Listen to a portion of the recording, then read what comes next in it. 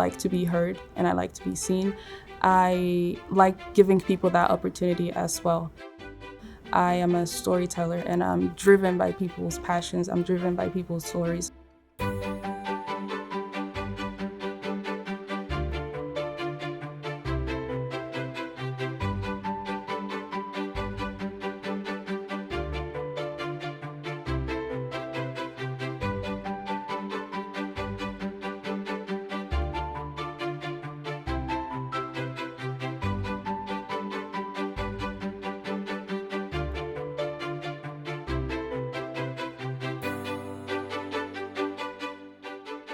You are a rising senior. I am. This has been a very strange year for all of us, and as a new president, a really strange year. Rutgers has 51,000 undergraduates. You are the 16th undergrad I've met in person.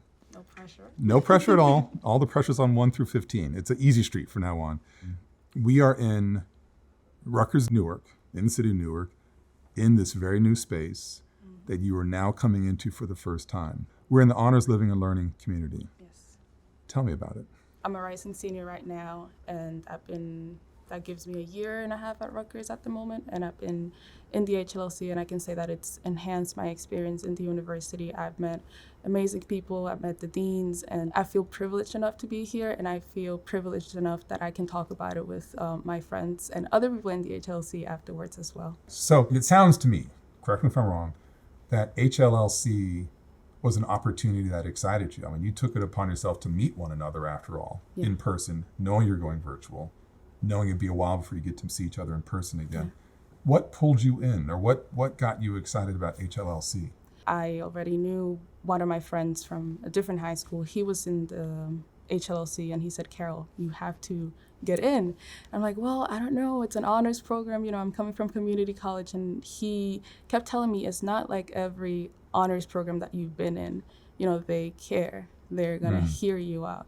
So at first I came in not really knowing what it would be about. I'm like, okay, honors, free money. I mean, they're gonna pay for my studies. And then once I was in there, it felt less like a program and more like a family. I feel seen, I feel heard, and that's something that's very important to me. Even though we have large gatherings through the HLC, and then we also have smaller classes, I can say that Dean Eatman, which sends you his regards, he knows every student's first name. It's a organic relationship.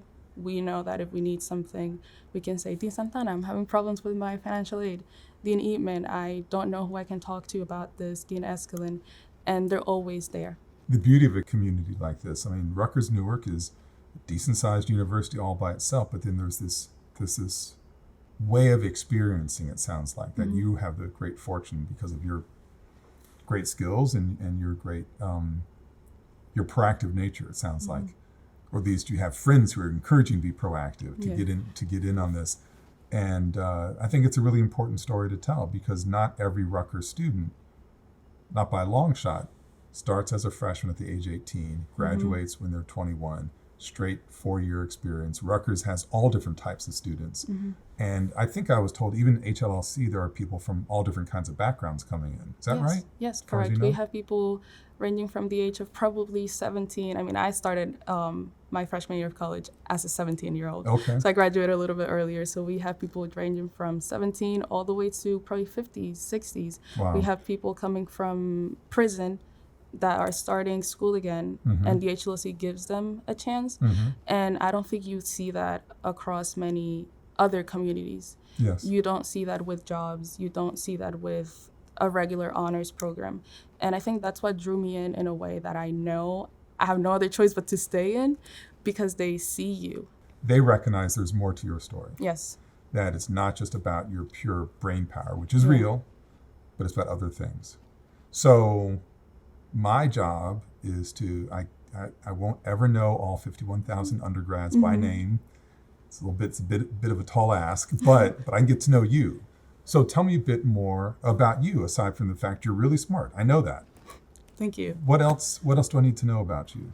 Well, I am originally from the Dominican Republic, born and raised. I came here my freshman year of high school with my parents and my siblings, and I enrolled in Newark ever since I came, and I've been here up until now. I went to Barringer my freshman year of high school, transferred to Technology High School where I finished. I enrolled in Rutgers and then withdrew, enrolled in Essex County, and then I'm here again. When I think about Rutgers, one of the things that appealed to me so much when I was thinking about applying for the job is that Rutgers, to me, represents the democratic possibilities of this country. I mean, it embodies that in terms of people from all different kinds of backgrounds, resources, languages, and cultures, that they have an opportunity. If they can merit admission, they have an opportunity to come here and to be transformed by the experience. This is going to be your first semester in person. Correct. At Rutgers. What are you going to bring? This is the polite way of saying, what's so special about you? Like, what are you bringing to the table? Where do I choose? No, I think me as a person, I'm someone that, the same way that I like to be heard and I like to be seen, I like giving people that opportunity as well. I am a storyteller. I consider myself to be a storyteller, and I'm driven by people's passions. I'm driven by people's stories. So the fact that I get to sit down in a classroom again with people that I probably haven't seen before if I haven't had them in another class, and I get to see their development from the beginning of one class all the way till the end of the semester physically, because we've been behind the screen for so long. Right. That's something that in a way inspires me, because I'm someone that is always looking to learn from other people. And I think with Zoom, we have that barrier. Like, if you're not putting the effort to see people like me and my peers did, you won't get a genuine story. Like, you can fake countless of things behind a screen, but once you're sharing this... Turn the screen off. Yes, as many of us do. I'm guilty of that, I have to say. But once you're sharing that space, you can look someone in the eye and connect in a way that you might think about it for the rest of your day. You might think about it tomorrow, and then a few days down the line, you're like, okay, I can call this person because they mentioned something that might help me the same way that I might help them. You're a journalism major. Yes. What brought you to that? I mean, you said already that you think of yourself as a storyteller. Are these the same things? In a way, I didn't realize that fully at first. I've always had a passion for reading. I've had a passion for writing. I considered being an English major, literature major, when I was trying to figure out what I wanted to do career-wise. And I think when I realized that I could do journalism, that's, in a way, it felt like a light bulb. I love photography, so that's something I can always bring into the table as well. So in a way, I found a balance between all of my passions, and that's through journalism. If you could write your own story, what might be the next step? I think if I knew, that would maybe take the thrill out of it. Oh, that's a nice non-answer. So politics. I'm someone that's just willing to welcome whatever it is. I know that I want to write about people. I know that eventually I want to put my own book out there, but I also want to take pictures.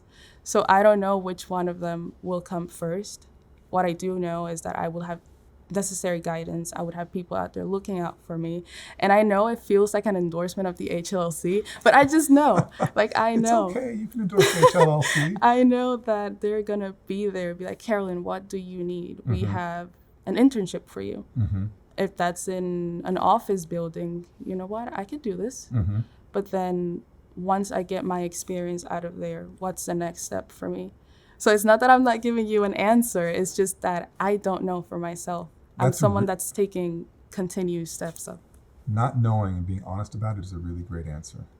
I mean that seriously. You're a young person. You've got lots of options ahead of you. If I could give you a piece of totally unsolicited advice, is do exactly what you're doing now. You have this advisor network that's through the HLLC. Lean into it. So many people, I think, don't take advantage of all the resources that are around them. I mean, I've not been a full-time active professor for a good little while now, but I still have former students reaching out to me and asking for my advice. Heck, I wouldn't be doing this as a career if someone had not intervened when I was a senior, just before I graduated, and sent me down a different pathway.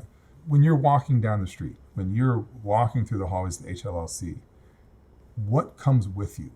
I came to the US. I had no idea how the education system worked, but I had this idea in my head that in order to make a name for myself, maybe I had to attend an Ivy League school. And I think we also have the misconception coming out of high school that if you're staying within your city, within your state, you didn't make it. It's like, why are you going to Boston? Why are you going to, I don't know, California, Florida? So initially I had that mindset for myself, and then I enrolled in Rutgers. So I know that as of right now, I'm not eager to get away from the city like I was before. I think I walk down the street, my walk from the dorms to here, I'm able to appreciate what it's offered me. I'm able to think of the people that I've met here in Newark and how I wouldn't have gotten that experience or where I'm at today if I had flown away. Got it. And, this is, as you know, my first time walking around Newark, Rutgers-Newark, and I've been impressed by all the side conversations around the periphery of my tour group, and it's just like family here. Yeah. That's a powerful thing to experience, and I think that is one of the things that allows you to feel seen, and you can't fake that sort of thing. Definitely. I think one thing about us is that we're always willing to welcome someone else. Like, oh, you haven't been here before? Well, let me take you to this building. Let me take you somewhere else. It's a gorgeous facility. I know. And it's going to tell a lot of stories here. I've been talking about the idea of a beloved community, the idea of seeing everybody, whether it's undergrad, grad, professional, faculty, staff, everybody. So I'd love to hear your thoughts about what a beloved community means to you. How, if you have advice, this is my half hour with the president right now. Not sure when I'm going to see him again, but this is what he needs to walk away with. I would say pay attention. Hear people out in a way that it feels organic, because I think a lot of the times we try to help, but we get to the surface level of things. Like, I'm thinking about maybe June, May 2020, when the Black Lives Matter movement was at its peak, and everyone was suddenly active. And I understand there was a turning point, but at the same time, what else are you doing besides posting on social media? Right. What else are we doing besides painting the streets or giving us a sign? Or, I understand that as a way to get the community together, especially through art, and I admire that, but also what laws are being put into place, what else is going on. I think getting in there, getting your hands dirty, that's really what makes a difference. I think that's advice every community leader should listen to. Showing up, seeing people, hearing them. Thank you for that. Of course. I'm just curious if you have any questions for me. I would be glad to. I was wondering, how was your upbringing? How were you involved in your community, and how did it impact you in a way that you knew that you wanted to pursue social justice, and what led you to be where you are today? That is about 8 questions, by the way, but that's okay. We can think about it as one long question. One big question. I had, and I mean this, I had a very unremarkable suburban experience, and I'd say that without any shade. It was just I had a very supportive household, went to my classes, did my extracurriculars, and it's a very wholesome kind of way to grow up, which meant that I was kind of not plugged into a lot of things. So go off to college, was very involved in athletics, took up all of my time. It was the year after college when I was doing a public affairs program with a group called the Coro Foundation, and it was with a group of 12 people. And one person in particular who had been a major campus activist at Cal State Northridge, the kind of person who drove her administration crazy. She and I really took a liking to each other. And this is down in LA, so that she was the local person. And we'd be hanging out and talking, and she'd start talking about something. I'm like, what are you talking about? She goes, how can you not know about X, Y, or Z? What's going on? And I just didn't know. And, I grew up in an era where we were not overwhelmed with information like your generation is. I literally didn't know. And so she took me under her wing, and over the course of the 10 months I was in that program, I received a powerful education collectively about social justice issues. And I think my politics were already there, they just hadn't emerged. Then when I got to grad school and started doing primary source research, and I work on post-emancipation African Americans, and I was really digging into the archives of people in the 1920s and 30s and reading about things that I felt were outrages. And then looking around me in the world today, I'm like, that hasn't changed. That thing hasn't changed.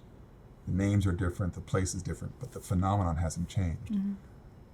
Those two experiences, right after college and then diving into archives, marked the moments when I woke up, I think. So that's what brought me to where I am. Mm. I think about it in terms of, I don't know if you ever read Plato's Allegory of the Cave. Like, you're where you want to be because you don't want to look further ahead. But once you get out and then you start doing that research for yourself, you realize, in a way, we never really stop learning. We might read 100 books, but there's 100 more that we haven't read. There's always more books. Yes. Always more books. I know. And no time to read them, almost. No. I believe that Rutgers represents the democratic possibilities of this country. It's a flawed country, though. Mm-hmm. We both know that. The ideal of it is a wonderful ideal. So I don't think Rutgers is perfect. I'm certainly not perfect, but I want to chase the ideal. Okay. And so for me, that means that we build a community where people know that they're recognized, seen, and valued for what they bring to the community. Right. It means we build a place that is self-aware, but is also humble, like proud of what it can do, but not running around with his chest puffed out. It's just going to do its work. A place that recognizes excellence is everywhere, but you have to find it. If we can build those things into the culture, where that's just the air we breathe, we'll have done something really special. And I say we there intentionally. One person can't do that. My job is to try to get others to get excited about that idea and see themselves in it. And then it becomes a we. And then that we becomes a culture. And then we're on to something. Thank you so much for your time. Thank you for your answer. It was a pleasure. The pleasure was mine.